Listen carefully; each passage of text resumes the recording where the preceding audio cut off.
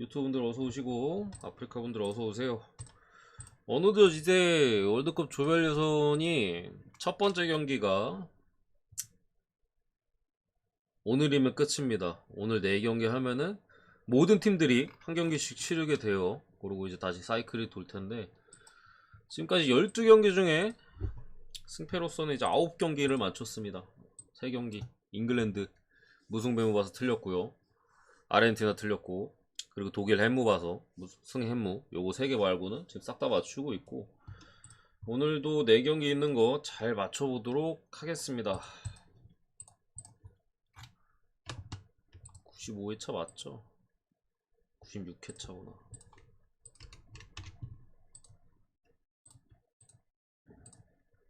결전의 날입니다, 여러분들. 자, 일찍 하는 거부터 갈게요. 스위스 대 카메룬. 자, 일단은 뭐 브라질이 속한 조죠. 브라질이랑 세르비아가 있는 조기 때문에 두 팀의 이번 첫 번째 맞대결이 상당히 좀 중요해 보일 수는 분명히 있는데, 소가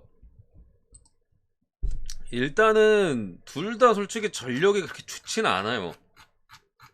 설명을 드릴 텐데, 스위스 같은 경우에는요, 지금 어쨌든 시즌 중에 월드컵이 열리기 때문에 여러 좀 팀들이 각 소속팀에서 폼이 좋은 선수들 그런 것들이 이어가면서 뭐 멋있는 골도 좀 나오고 뭐 그런 모습들이 보여주고 있습니다만, 스위스는 어쨌든 수비와 미드필더진에서의 뭐 짜임새, 뭐 패스라기보다는 뭐 수비를 도와주거나 버티는 그런 압박이나 그런 것들이 좋은 팀이잖아요. 근데 주전 미드필더 3명, 그러니까 뭐 자카리아나 프룰로나 뭐 그라니트 자카도 있고, 요 선수들이 자카리아 같은 경우는 이적 이후에 프리미어리그 와가지고 출전 기회를 거의 뭐 얻지 못하고 있고요. 프룰로 같은 경우도 사실 세리 아탈란타 있을 때는 잘했거든요. 근데 지금 노팅엄 와가지고 이게 뭐 팀 따라가는 건지 폼이 이전에 아탈란타에 있었을 때보다는 분명히 계속 조금씩 아쉬운 모습들이 드러나고 있다. 그러니까 핵심 선수들이 지금 이번 시즌에 뭐 이적 관련 이슈도 있었고, 그에 따른 현재 폼이나 뭐 출전 시간 이런 것들이 제대로 조절되지 않다 보니까 스위스 국가대표도 비상이에요. 그라니트 자카 같은 경우 어쨌든 국가대표와 아스날에서의 자카의 룰 자체가 달라요. 자카가 이번 시즌 아스날에서 터진 거는 메짤라 위치에서 터진 거잖아요. 그런 부분에 있어서 지금 스위스 같은 경우는 미드필더 쪽에서의 어떻게 보면 우려라고 보죠. 예를 들면 손흥민, 우리 그렇게 생각하면 돼. 우리나라도 경기 오늘 있잖아. 손흥민이 레알 마드리드 갔어. 출전을 못 하는 거야. 그리고 월드컵에 하는 거야. 우리 입장에서 우려스럽잖아. 그런 느낌으로 보시면 돼요, 지금 스위스가. 그나마 다행인 점이 이제 공격 쪽에 엠볼로 같은 애들이 지난 시즌 상당히 아쉬웠습니다만 올 시즌에 이제 모나코 리강으로 이적을 했죠. 글라드바흐에서 상당히 좋은 모습을 보여주고 있고, 또 오카포 같은 잘츠부르크 공격수 얘도 좀 괜찮게 해주고 있고, 수비진은 여전히 좋아요. 사실 스위스의 어쨌든 강점은 수비잖아요. 예전에 한번 스페인도 종종 잡아내고, 뭐 스페인하고 어쨌든 상성이니까 그런 부분에 있어서 오늘도 수비적인 부분에 있어서는 기대가 조금 됩니다만, 역시나 전방 쪽에서의 어떤 파괴력, 엠볼로가 이번 시즌 리그에서는 상당히 잘하고 있는 건 맞는데, 뭐 스위스 국가대표에서만큼은 리그에서만큼 파괴력은 솔직히 안 나오는 부분도 있고, 뭐 제단 샤키리 이런 애들은 솔직히 나이가 너무 많이 들었죠. 여기서 미드필더의 지원도 제가 좀 전에 말씀드린 대로 각 소속팀에서의 출전이나 활약도가 좀 떨어지는 부분들, 역할이 혹은 다르거나 이런 부분 때문에 양질의 패스가 예전만큼 잘 공급은 되는 느낌은 사실 없어요. 그러니까 스위스의 약점은 공격 쪽, 강점은 이제 수비입니다. 그리고 카메론 같은 경우에는 이 팀은 솔직히 전 잘 모르겠어요. 그래서 봤는데 이것저것 찾아보고 많이 뭐 분석을 하려고 노력을 했는데, 애매한 팀이야. 수비가 좋은 아프리카 팀들이 대체로 수비가 괜찮거든요. 수비가 그렇게 좋은 것 같지도 않아. 공격이 또 그렇게 좋은 것 같지도 않아. 참 애매한 팀이라서 이 경기는 조금 어려운 느낌이 있어요. 카메론이 조금만 잘해주면 프랭 가능성이 있어 보이긴 하는데, 저는 카메론의 수비적인 부분 이런 것들은 사실 신뢰하기가 어려워 보이고요. 언어바 같은 경우도 이게 언더가 일단은 정배를 받았는데, 저는 뭐 언더를 보긴 합니다. 결과부터 말씀드리면 저는 무승부에면 언더 봐요. 그러니까 스위스가 지진 않을 것이다 라고 보는데, 엄청 좋아 보이진 않습니다. 딱 봤을 때 사이즈가 언더거든요. 근데 이게 스위스도 조금 떨어져 있는 상황에서 카메룬한테 카운터 한 방 먹을 것 같기도 하고, 카메룬도 지금의 수비적인 부분이나 이런 거 고려했을 때 스위스가 공격력이 떨어지는 부분이 조금 걱정이 되긴 하거든요. 공격력이 떨어지는 부분이 사실 만드는 것도 만드는 건데, 결정력이나 이런 게 그렇게 좋지가 않아요, 스위스가. 카메룬의 수비적인 부분을 생각했을 때 스위스가 2골 이상 기록해도 이상할 것 같지는 않고, 약간 그런 느낌이어서 제 생각에 1대1 아니면 2대1 그 정도 느낌으로 일단은 봅니다. 무승부에면 언더를 보는데, 솔직히 스위스가 많이 내도 막 크게 이상할 것 같지는 않습니다. 그래서 뭐 굳이 이 경기를 무승부에물을 본 입장에서 승이냐 무냐를 고른다면은 저는 그래도 승 쪽에 조금 더 쬐끔 그러니까 무승부에물을 받겠죠. 그렇게 일단은 봅니다. 어쨌든 스위스가 수비 쪽에 뭐 시에어나 뭐 이런 애들은 리그에서 폼이 상당히 좋고, 엘베디 뭐 코머트 다 잘해주고 있잖아요. 아칸지도 종종 맨시티에서 뭐 교체로, 아니 누구 부상일 때 나와가지고 그렇게 나쁘진 않고, 사실 롤 자체가 이제 좀 그거긴 합니다. 어쨌든 왼발 센터백으로서 역할은 잘해주고 있는 부분들에서 스위스가 제가 볼 때는 승점을 따가지 않을까. 이게 제가 일주일 전에 봤을 때는 카메론 프렌 봤었어. 그러니까 승무패 이 경기 있었잖아요. 그때 카메론 쪽으로 제가 무한님 패드로 찍으라고 했었는데 생각이 좀 바뀌었습니다. 이쪽으로. 두 번째, 요 경기를 이제 분석하면서 제 엄청 이성적이려고 노력을 했어요. 진짜 다 빼놓고 분석가의 입장으로서만 분석하겠습니다. 여러분들이 어떻게 생각하시던 저는 그냥 제 분석을 하겠습니다. 아시겠죠? 배팅 어차피 요 경기 같은 경우는 자유롭게 그래도 우리나라 경기니까 찍으시면 될 것 같고요. 일단 우루과이 같은 경우 다윈 누네즈에 대한 부상 이슈가 최근에 있었어요. 훈련 중에 뭐 부상을 당했다, 한국전에 출전이 불투명하다는 얘기가 있었습니다만 출전은 가능합니다. 선발이냐 벤치냐에 있어서는 우루과이의 선택일 수 있겠으나 다윈 누네즈 출전 가능해요.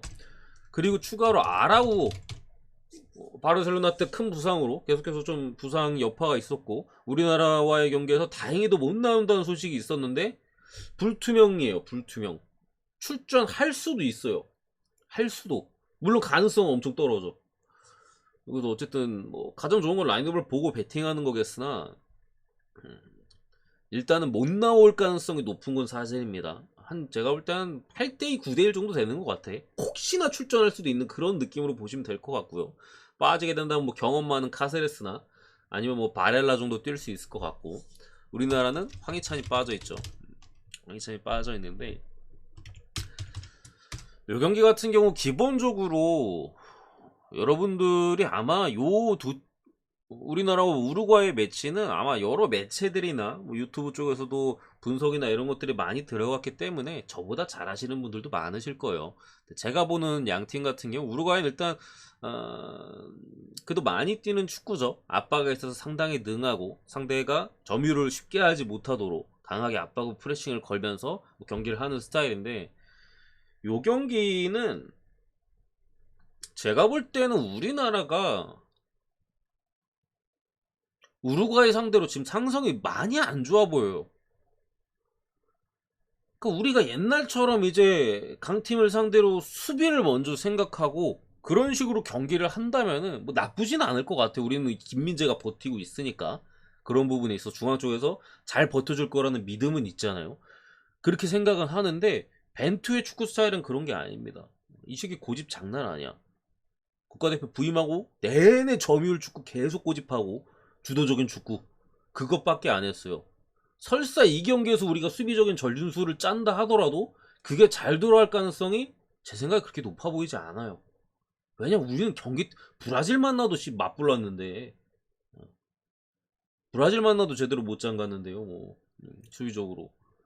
그러니까 A매치나 여러 국가대표 소집 경기들에 있어서 우리는 낮은 자세를 취하고 경기한 적이 별로 없어요. 준비가 안 돼 있다 이 소리입니다. 사실 잠그는 것도 그냥 마냥 잠그는 게 아니에요. 잠그는 것도 상황마다 여러 세션을 디테일을 나눠가지고 잠그는 거거든요. 준비가 안 돼 있어 제가 볼 때는.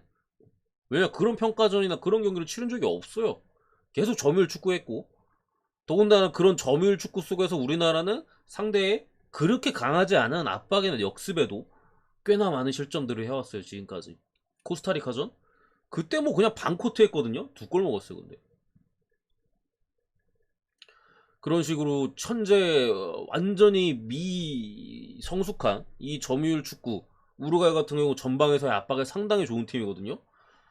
벤투가 수비적으로 나선다 하더라도 저는 그게 잘 돌아갈지 솔직히 많은 큰 의문이 있고요. 그냥 하던 대로 하면은 개털릴 가능성이 높다.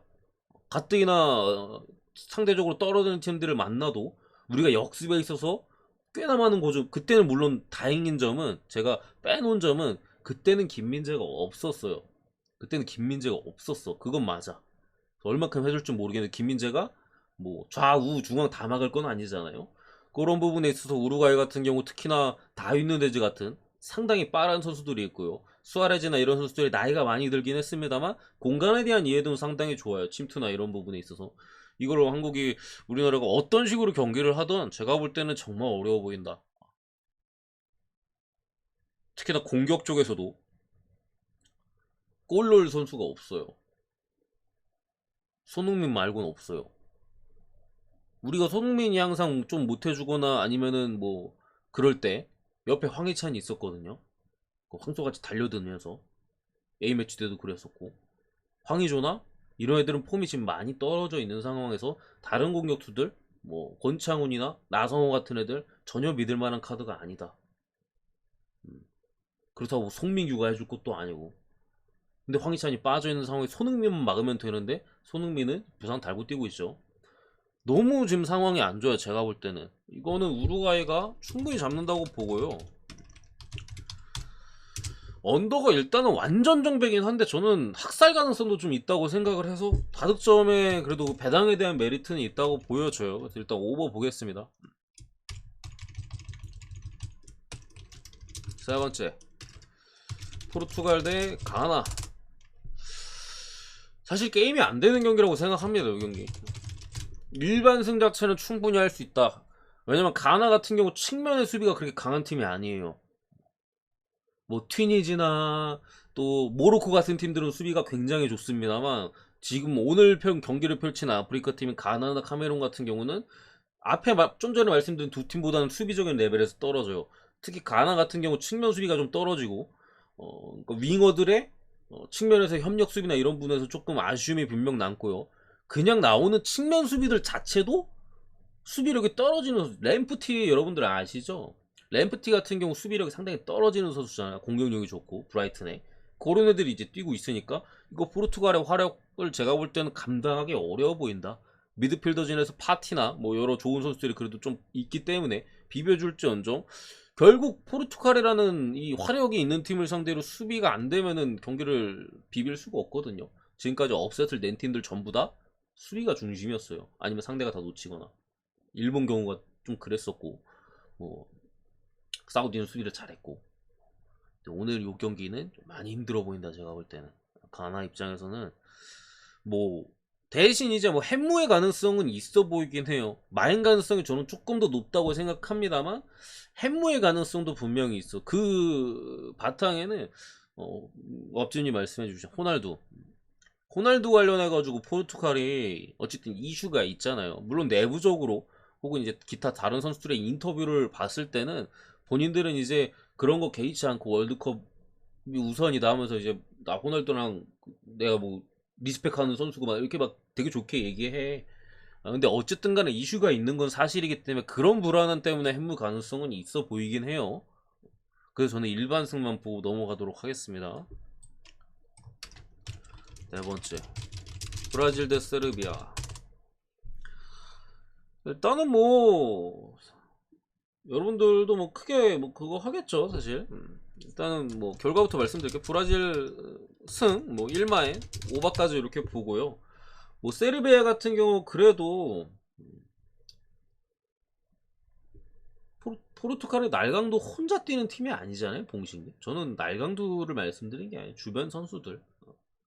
날강도는 필요 없어. 날강도는 안 나오는 게 이득이야. 그냥 주변에 있는 애들, 뭐 부페나 이런 애들은 또 같은 팀이잖아요. 그런 선수를 말씀드리고 날강도는 뭐 필요 없어요. 없어도 돼. 없는 게 이득이야. 없어도 돼가 아니라. 어쨌든 이 경기 같은 경우 그나마 세르비아 쪽에 다행인 점이 미트로비치나 블라우비치 같은 세르비아가 보유하고 있는 뭐 그러니까 그거는 상관이 없어요. 날강도 멘탈은 신경도 안 쓸 뿐더러 상관이 없어. 그거를 중심으로 말씀드린 게 아니라는 소리예요. 어쨌든 위에 그 왑지님이 그게 있구나. 내가 이게 채팅창이 가려져 있어가지고 못 봤네, 봉신님. 죄송해요. 이게 내가 자료로 채팅창 가려놔가지고 날강도 얘기를 자꾸 하시길래 아니 걔는 필요가 없는데 왜 말씀하시는 그 왑지님 그거에 말씀하신 거구나. 오케이 죄송해요. 어쨌든 미트로비치랑 블라우비치가 돌아온 점이 세르비아 입장에서 그나마 긍정적이야. 브라질의 화력을 세르비아는 막을 수 없는 팀이거든요. 그러니까 세르비아 같은 경우 미드필더진이나 앞선의 공격진들은 분명히 좋은 선수들이 많아요. 그리고 공격 쪽에서 재능이 있는 선수들이 그래도 많이 포진이 돼 있는데 신기하게도 수비 쪽에 재능이 있는 선수가 없어요. 여기는 일단 뭐 미드필더 쪽이야. 사실 세르비아도 상당히 나쁘지 않죠. 뭐 루키치 같은 토리노 핵심 미드필더나 아니면은 측면 쪽에 뭐 코스티치 혹은 아약스의 뭐 상당히 오랫동안 잘해주고 있는 뭐 두산 타디치나 뭐 구데이 같이 좀 비벼줄 만한 놈도 있고 이런 뭐 그리고 핵심인 밀린코비치 사비치 라치오의 엔진이죠. 그리고 뭐 세리의 최고의 미드필더고 이런 애들은 분명히 포진이 돼 있긴 한데 어쨌든 싸워줄 수 있는 유형은 조금 애매하긴 해. 세르비아가 대체로 다 미드필더 애들도 공격 쪽에 재능이 있는 공격수들이야. 뭐 미트로비치나 블라우비치 있으니까 뭐 말 다 했고 미드필더도 대체로 다 공격 쪽에 재능이 있는 놈들. 수비를 잘하는 놈은 별로 없어요, 세르비아에. 그래서 수비 쪽도 그렇게 강하지 않아요. 밀렌코비치라고 물론 피오렌티나에 상당히 간판인 수비수가 있긴 합니다만 이번 시즌 폼이 그렇게까지 좋진 않고 다른 선수들은 제가 잘 모르는 선수들이 태반이에요. 그런 상황에서 브라질을 화려하고 막을 수 있을 것이냐? 결국 세르비아가 브라질 상대로 비비려면은 같은 화력전으로 가야 되는데 아무리 뭐 미트로비치, 블라우비치가 있다 하더라도 저는 게임이 안 될 거라고 생각합니다. 세르비아가 물론 득점에 있어서 한 골, 진짜 많이 넣으면 두 골까지도 가능해 보여. 그래서 다득점까지 어쨌든 보는 겁니다. 보는 건데 동님 이거 5분도 안 걸려 끝나는데 바로 보내드릴게요. 5점이 그래서 어쨌든 보이고 브라질이 어렵지 않게 뭐 일반 승자체는 할 수 있어 보입니다. 뭐 핸디캡까지도 뭐 나쁘지 않아 보이긴 한다.